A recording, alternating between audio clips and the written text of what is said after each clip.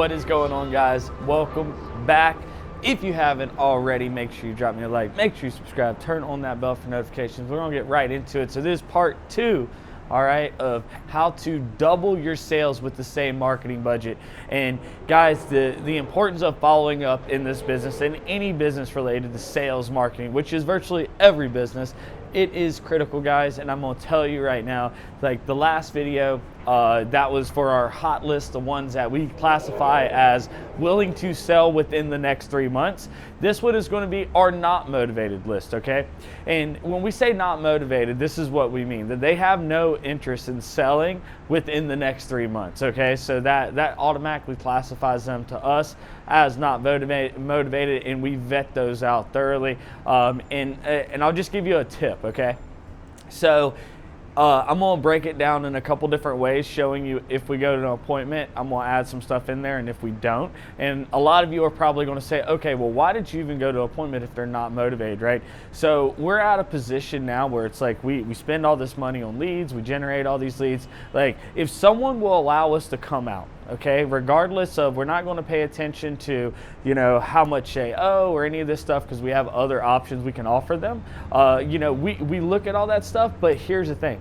We do not let that deter us. If they will let us come out and meet with them, we will do it, because guess what? If they are not a seller right now, they might be a seller eventually, and we are willing to go out there and speak with them and make them an offer, and start building that rapport and that relationship. Put them in the follow-up process so we can end up converting them later, okay? So a lot of you out there, and a lot of people teach us, and I disagree with it, you know, say, all right, hey, if they're not ready to sell right now, don't worry about it, move on to the next, like, you know, follow up with them, yada, yada, yada. But here's the thing, like, I'm not saying in the very beginning you should just, you know, if you are really busy with hot motivated leads and you're working around your job, then obviously you don't need to do this. But if you can do this, you have the time to do this, I would highly suggest that you do it. Especially once you have a team, like, you want to drain all the juice out of those leads that you possibly can. All right, so let's get right into it right now. All right, so what we're going to do, so remember, we did the hot list first. Now we're going to do the not motivated. So the hot list, if they are willing to sell within 3 months, not motivated automatically if they are not willing to sell within 3 months, okay? So what we do here is, it's a lot less frequent, but I'll say this. So if we go to an appointment, this is a hot tip, make sure you write this down or note this somewhere, because this is very important and this will change your business if you're not doing it, okay? Anytime you go to an appointment with a motivated seller, or you actually do a phone appointment, right? So if you're cold calling, texting, whatever, and you're virtual, you don't actually physically go to appointments, whatever it is, the next day, okay? Whether it's you, if you have a team, someone in your office, not typically the person that talked to them. I prefer to do it another way, not the person that actually reached out to them. We tested it, or the person that went to the appointment or made the offer over the phone, whatever it was. We like someone else to reach out to them over the phone and just follow up on the appointment or the conversation, see how it went. Was there anything that, you know, we could have done differently, anything they didn't like, what did they like? And then there also, that call is to try to close any gap there might be and what we offered them and what they want, right? So we're going to try to close that gap. So what the salesperson will do that dealt with that particular lead is notate, hey, you know, we could go up to this price if we can go higher than, you know, what the offer was for whatever reason. And that way, that person that calls, if we have an agreement, we can lock it up right then and there. We don't have to go back and get other, you know, verifications, like going back to the salesperson and everything. You got them on the phone, so we want to be able to close them. But make sure that you are following up, right? So what we do, if we do go on an appointment, even though it's a not motivated follow-up, we will still send them that credibility package or that follow-up package that I talked about in the last video, because we did physically go out to an appointment there. So everyone we go out to an appointment to, we are going to send that package out, and it is an absolute game changer. But now I'll get into the actual follow-up process. So let's just start with phone calls, right? So it's going to be a lot less frequent. I'm just going to look at it as if we didn't go to an appointment or whatever, right? They got into the not motivated follow-up. Then we are going to call them once per month. Okay, so 1 call per month. All right, so I'm not talking about if there's an appointment, we do all that other stuff. I'm just talking about if they go into the not motivated follow-up, we're going to call them at least once per month. But you're going to see how everything else coincides with this. So we still are touching them multiple times within a month, but it's going to be a lot less frequent, let's say, than a motivated, right? So let's get into it. 1 call per month, and that is indefinitely, by the way. All these are going to be indefinitely. We're not going to be taking people off the list unless they call and like they're extremely upset, they threaten us and all that good stuff. Like, we don't want to be marketing to people that have horrible freaking attitudes and stuff like that probably will not do business with us. But at the same time, it's like you got to be cautious of who you take off your list and for why, because a lot of the times those people will become sellers or sell to another investor if you do that. So I'm not telling you what to do, use at your own discretion, but set some parameters for when you are willing to take someone off your list and when you're not, okay? Because I'm telling you, I've seen it many times in the past where we would just take anybody and their brother off the list just at the drop of a hat, and then a week later they sell it to another investor. So again, I'm not going to really tell you one way or the other on that. Use at your own caution, but that is what we do in our business. Now we're going to go to 1 text per month, and that is indefinitely. All right. So you see what we're kind of doing here. So keep following along, right? 1 email per month, and that is indefinitely. Okay. What else we got? What else we got, huh? So 1 call, 1 text, 1 email. What else we got? 1 direct mail. Okay. So now you see what we're doing here. We're hitting them once a week with something different. Okay. So it might start out as, and so all this is done inside of Podio, right?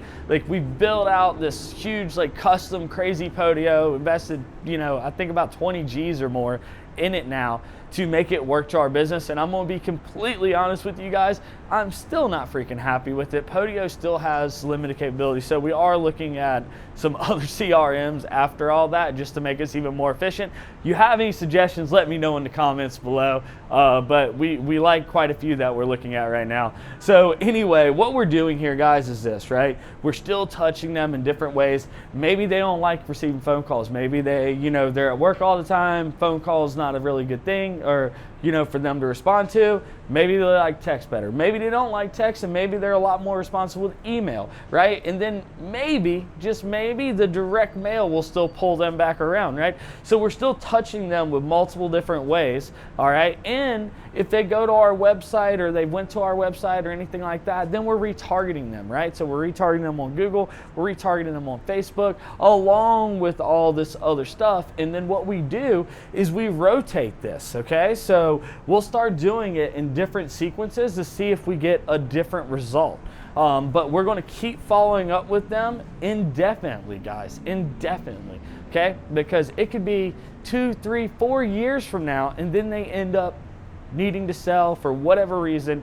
We've stayed in front of them all that time, and guess what? A lot of times we'll get that deal, and that happens all the time, where we literally get deals that we talk to that seller anywhere between 3 to 5 years ago, right? And I mean, that is quite often that we see that, because we stay in front of people. We built these follow-up processes. We have re-engineered them time and time again, tested, figuring out what works the best, what is the most effective, and this is what has been working the most effective and the best for us in our business, in our markets, right? So I really wanted to share this with you guys because it is a big deal, guys. I'm telling you, if you can dial this stuff in, and it will make a huge difference in sales in your business, all right? Huge.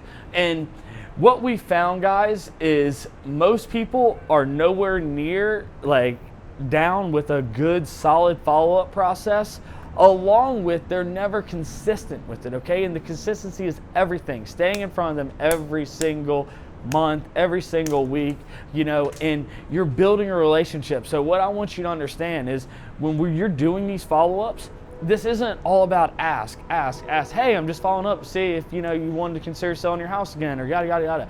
You're providing value to them.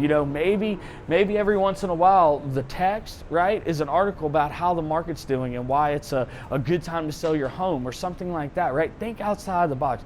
Do what the other people are not doing. The people that are just caring about themselves and what they want. Make it about the seller and your business will change, guys. Make it about the experience, the customer experience. And I'm telling you, like, a good example of this is Amazon, right? And I'm not saying that you're going to build the wholesaling houses business of Amazon, but you know what? Who knows? What the hell, you might, and I hope you do, if that's really what you want to do. But think about it like this. If you've ever noticed, and I'm sure you do business with Amazon because I think everyone on the planet does, their customer service is phenomenal. Okay, so I have never had a bad customer service experience with Amazon. It's almost immediate. If I start a chat or whatever about an issue that happened, boom, I immediately get a credit. Like if it's something that needs to, be returned for whatever reason, like they'll even come pick it up for free. Like it's always phenomenal customer service, and it's no wonder why they are so successful, right? Because they are very customer focused. Jeff Bezos says it all the time. So take those lessons, apply it into your own business, make it about the customer. So you're staying in front of them, but you're staying in front of them, adding them value, not trying to take from them. That is a big key takeaway. Write that down, and that will make all the difference in your business.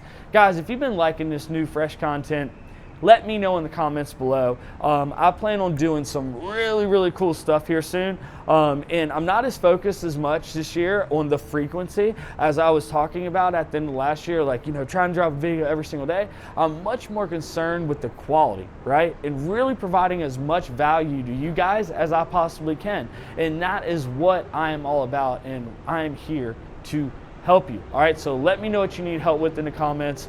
Make sure you drop me a like, make sure you subscribe, turn on that bell for notifications, and I will see you on the next one. Remember, it's a lifestyle. Do whatever it takes to do whatever you want. Peace.